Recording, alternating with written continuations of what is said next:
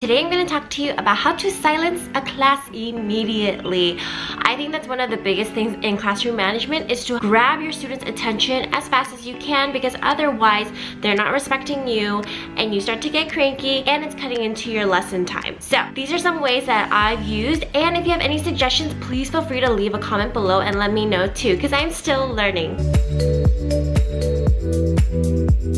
So I just woke up and I know that I have a delivery, and it's, oh, so bright right now. It's my groceries. So I got some ground meat, blueberries. These dumplings are so good and they're handmade. And then these organic pasture-raised eggs and salmon. People are talking. I feel like it's so much easier to drink your breakfast than to actually eat it sometimes. But ever since school has been out, I went to New York, came back, and now I'm here, you know, getting grocery deliveries and making smoothies and working out. It's been great, except I just get 1 week of it, and then next week I start summer school. So it was fun while it lasted. All right, let's get to this.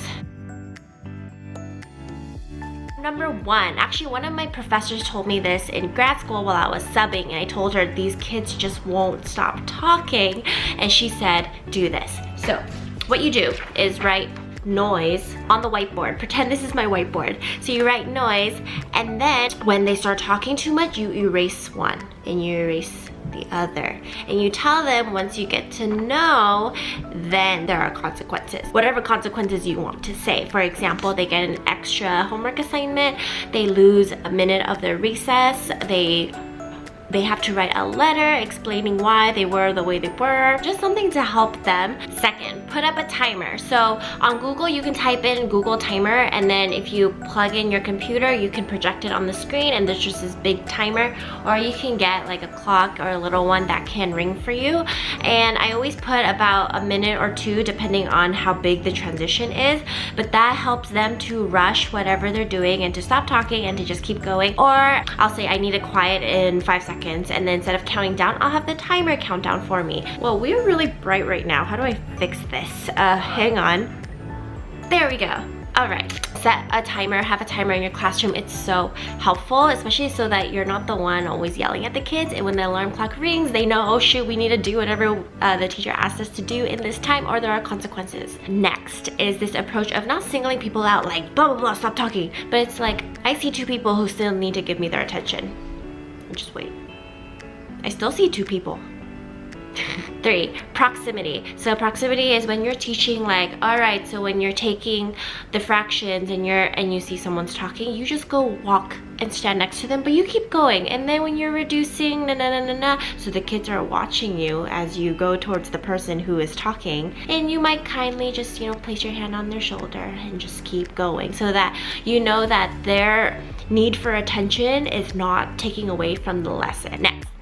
It's similar to proximity, except it's a little more concrete, where you're walking over and you're just gonna put a post-it on their desk, and then every time they talk, if let's say it's someone who's really chatty, you'll come over and just write a 1. Then the next time you'll do another 1. By strike 3, you are out. Just kidding. But you might have like a take a break chair where you're like, you know what, you can't handle it right now. Why don't you go step in this space where you can collect yourself and then come back in. My school calls it take a break. My kids know it's a timeout, but we try to be more positive. So in that way, you know, they clearly just by strike 3, if they're not focusing, then they need a break from the environment and then come back in. Okay, next one, a transition song also helps kids stop talking and just focus on what they're doing. So let's say they are transitioning from one subject to another. Of course, their reaction is to want to talk. So you play a transition song and you say, this is only like 30 seconds. You have until the end of this song. And after the school year goes on, they will know exactly when the song's about to end. So they know they need a hustle. So like a song that you can do is, and then as the song goes on, oh, hello, and then they'll know, like, okay, we need to hurry up, and it minimizes their talking because they're already engaged through the music. And then lastly, I've done a video on this before, but doorbell. So my doorbell, I still use it. So for the doorbell, after 2 times, if I ring it twice in a class period, then that means they owe me a minute of their recess. And a minute it's not that long, but for them it feels like an eternity, only because I sit them all down. I put a 1-minute timer on the board and I say, you cannot talk at all this entire minute, just to prove you can do it. Anytime someone talks, I restart the timer. So the kids are tired of being quiet for that long. They can't say anything. So for the most part, my kids are really good about doing the entire minute quietly. And then there's always some who want to like mess it up for everybody. Then I'll say, you know what, how about you stay with me and then we're gonna talk about your behavior. So I always try to give kids, hello gardeners. So I always try to give my kids warnings because I feel like, you know, a lot of times they're learning how to function, but I also want them to know there are consequences for your actions.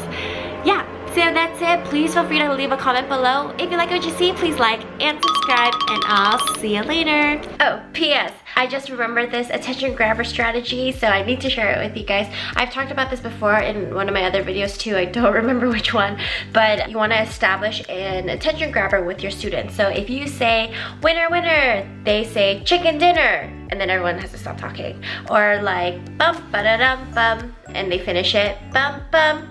Or you can do macaroni and cheese, and then they yell, everybody freeze. And then everyone needs to be quiet. I've noticed more so in the upper grades than the lower grades that they feel like it's kind of lame, but hey, it works. All right, that's it.